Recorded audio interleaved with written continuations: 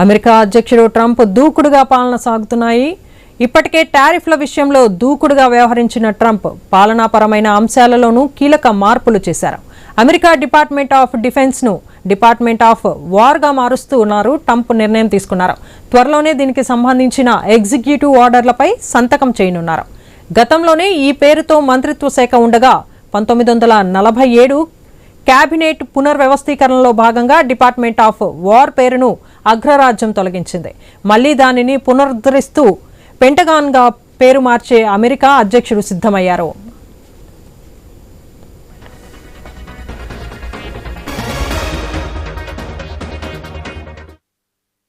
Department of war అనే పదం ఎంతో శక్తివంతమైనది ట్రంప్ అన్నారు. అదే శక్తితో గతంలో అమెరికా మొదటి, రెండవ ప్రపంచ యుద్ధాలలో విజయం సాధించిందని గుర్తు చేశారు. ప్రతి విషయంలోనూ ముందంజలో నిలిచిందని తెలిపారు. ఇప్పుడు కూడా అదే పేరుతో మరింత ముందుకు వెళ్తామని ట్రంప్ సూచించారు. దీనికి ట్రంప్ పాలకవర్గ సభ్యులు కూడా మద్దతు ఇచ్చినట్లు తెలుస్తోంది. ఈ పేరు మార్పుపై త్వరలోనే ప్రకటన వెలువడే అవకాశం ఉంది.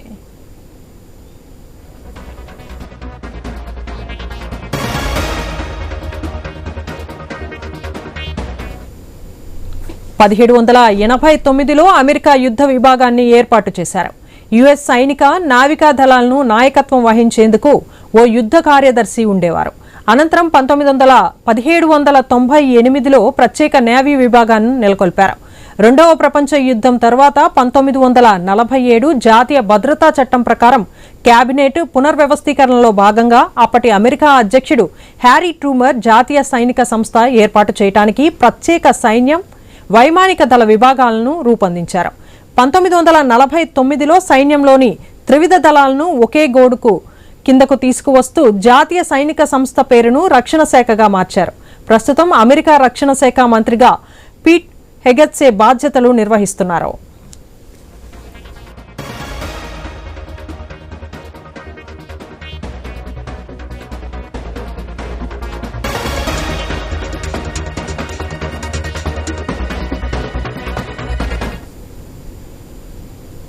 Maharashtra deputy CM Ajit Pawar